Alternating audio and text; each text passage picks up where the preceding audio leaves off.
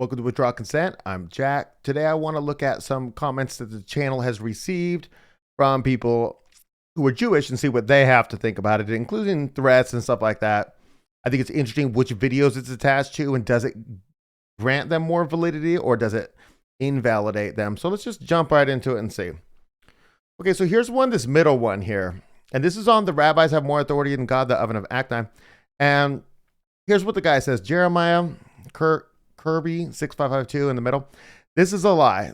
Quote, the rabbis have more authority than God, the oven of Achnai, end quote. And you send it to the world, you will answer for this.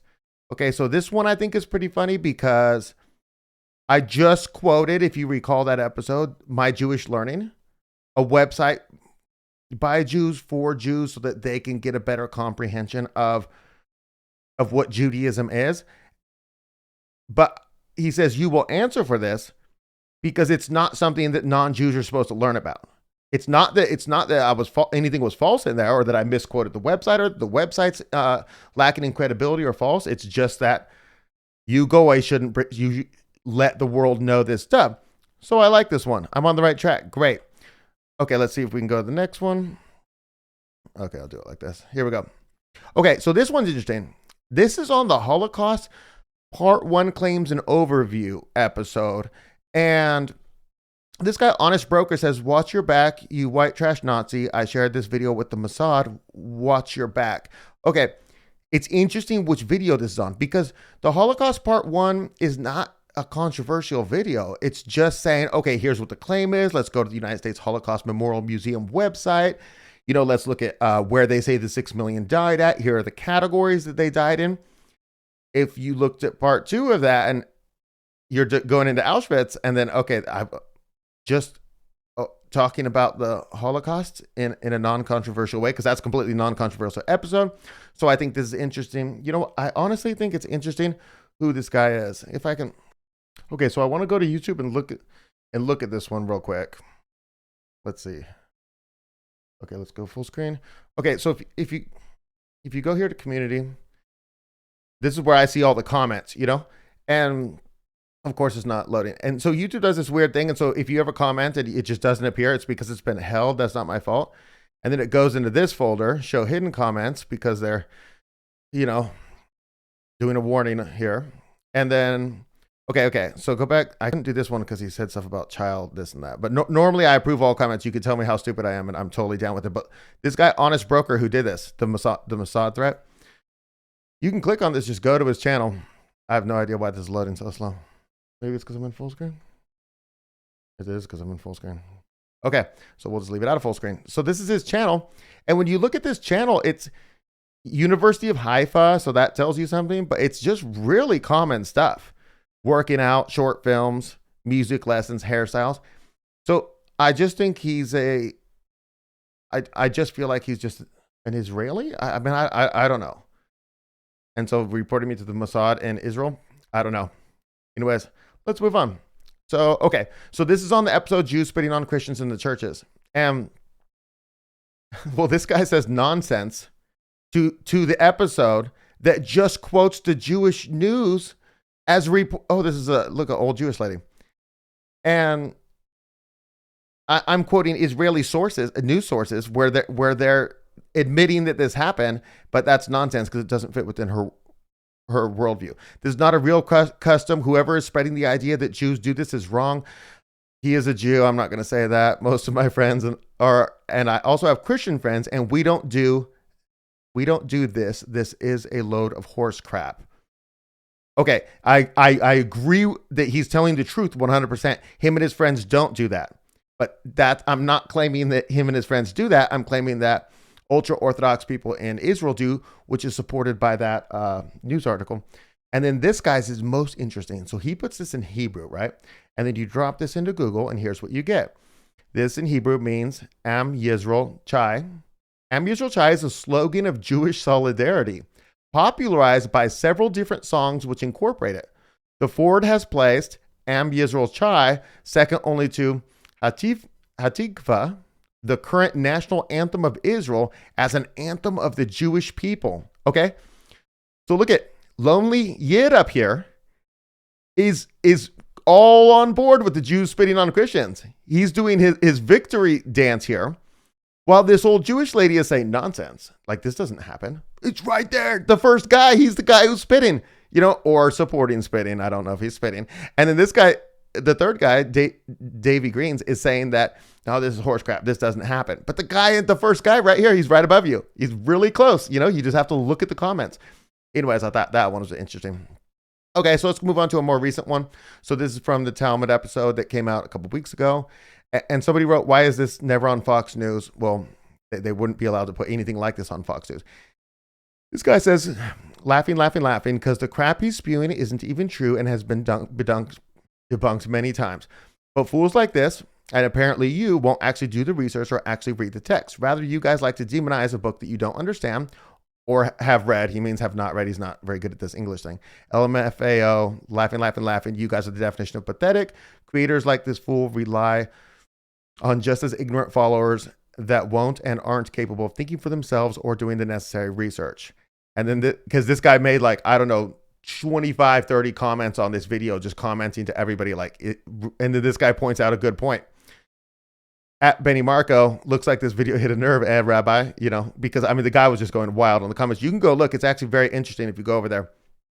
And so a lot of the comments said, let me see what the next one is. Okay, it's a different subject. So a lot of the comments went on and talked about how the stuff has been debunked or it's not in the Talmud, actually. A lot of the comments talked about how stuff's not in there that I'm saying is in there. And they also talked about how Jesus is not mentioned in the Bible. The Talmud, pardon me.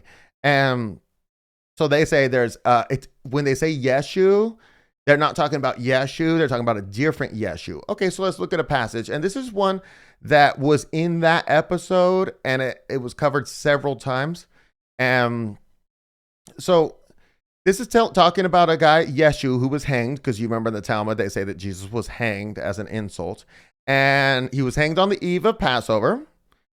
He was a person who was connected with government or royalty, influential. So he was a very influential person. And they're just saying, they're going to call him the enticer and the sorcerer in here, right? And they're just saying, no, it was a different Jesus. It was a totally different Jesus that also was killed prior to the Passover that, was very influential. Okay. So that's the excuse. This has been totally debunked, what I'm saying, that this is Jesus. Because, this person named Jesus who fits all the requirements of Jesus just wasn't the Jesus you're talking about. That's the debunking that they're talking about. So let's just read this and just see. Okay. And a herald precedes him, etc. That's the title. This implies only immediately before the execution, but not previous thereto. In contradiction to this, it was taught on the eve of the Passover, Yeshu was hanged.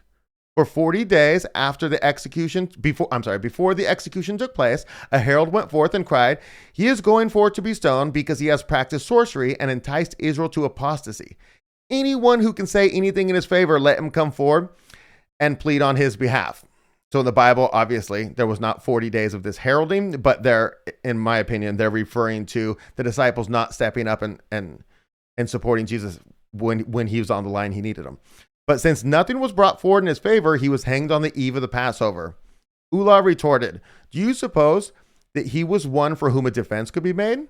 Was he not a meseth, which means enticer, concerning whom scripture says, neither shalt thou spare, neither shalt thou conceal him? And remember, whenever the Messiah comes, the Jewish Messiah, he has to be punished by Jewish law because he's, obviously, we've talked about that before. And so then that's why Jesus fits the bill for them, even though they can do this to him. With Yeshu, however, it was different, for he was connected with the government.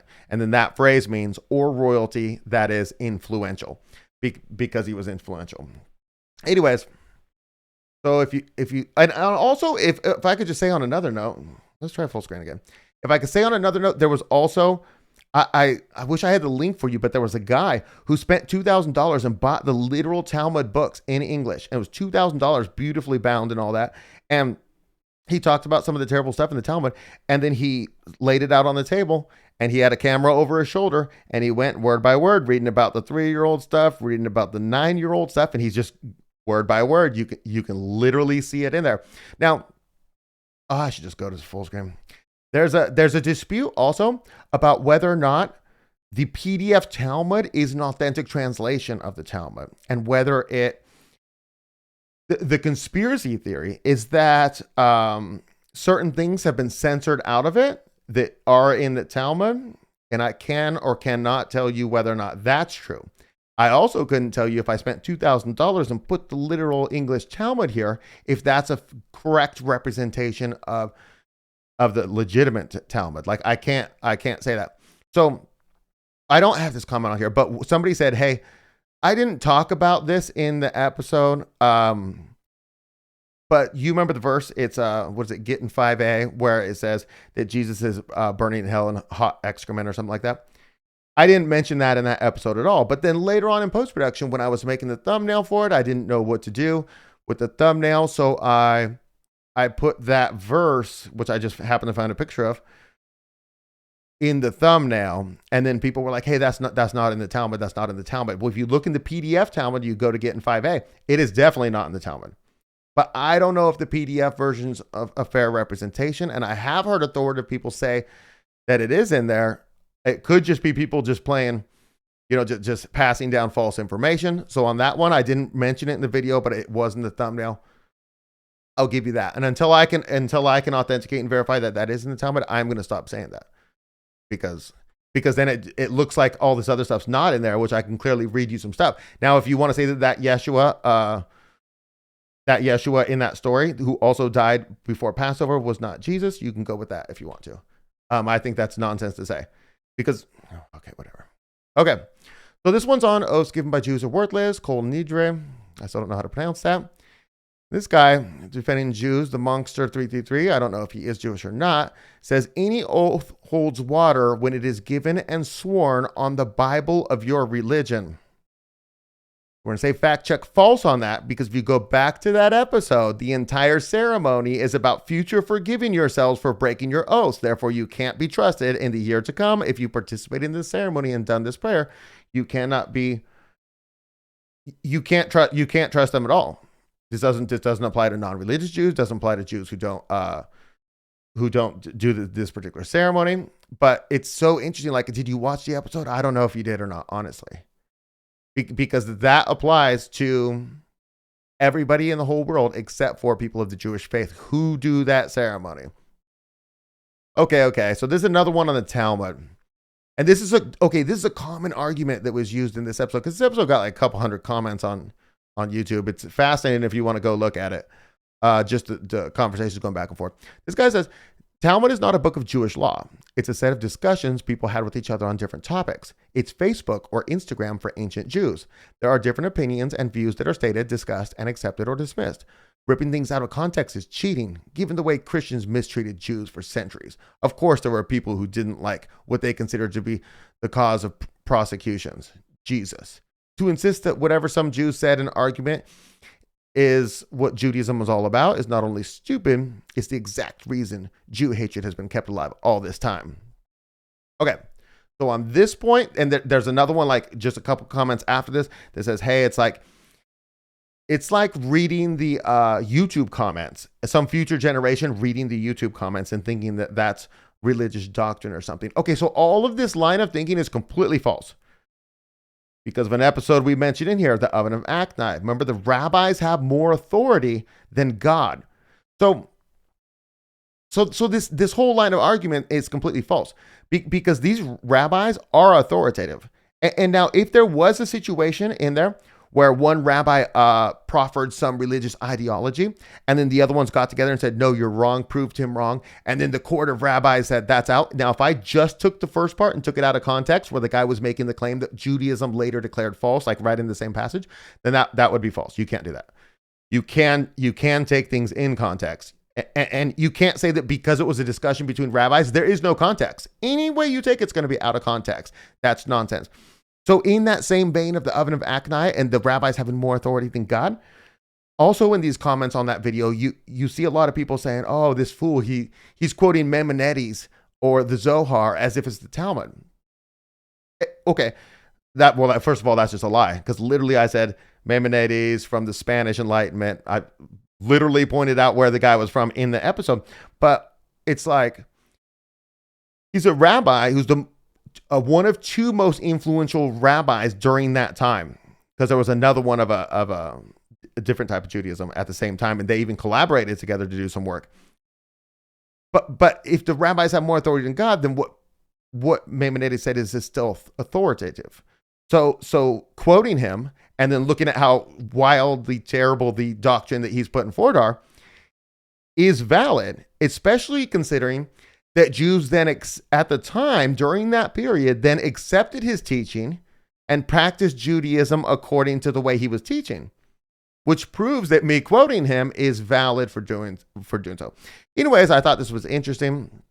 I think the guy with the threats over the Holocaust one, it's just absolutely ridiculous. For that one, just go to the next episode, Auschwitz, and do it. I thought, and like the Jew spitting one that the guy commented in Hebrew and validated the actual point of the video is great. And the people who take just regular videos and they see the references in them and that they're Jewish sources, and then they say, no, this can't be true. It's just insane to me. It's like if you have just a worldview and which is understandable, honestly. If you have a worldview and then you see facts that are outside that worldview, it's difficult to change your worldview or adapt it in any way. It's better just to reject the facts outside in order to reduce any cognitive dissonance you could have, or having to change your worldview, especially if you're older. I totally understand that. But this is why it's so hard to talk to Christian Zionists too, because they're like, they wouldn't even click on a video of Jews spitting on Christians. They wouldn't even click on it because they just know that that's false. It's outside of their possible worldview of things that happen. And when they went to Israel as tourists, everybody was really nice to them, especially the pastors who went to Israel. Very nice to them. I heard this on an unrelated story. It's pretty funny, though. I heard a pastor speaking recently, and he said that he went to Israel, and he was at the Wailing Wall, of course. And this Orthodox rabbi came up and put his hands on his shoulders and did this talking in Hebrew, probably saying some pretty horrible things. But afterwards, he says in English, "Hey, I blessed you. Now you bless me." And so the pastor's like, "Okay, I'll bless this guy." And so he went to put his hands on his shoulders, like he'll give him a prayer in Christian, And the guy's like, "No, it's gonna be $70," which is hilarious because when I was hearing the story, I was thinking that he's doing this thing like, why not go up there and then fake or real bless a pastor so that he would go back and get all of this value for Israel by telling how great the Jews are and this and that and promoting Christian Zionism. But he was literally just getting Jewed. There was no psyop involved. I thought that was pretty funny. Anyways, that's what I got for you. Hope to see you tomorrow.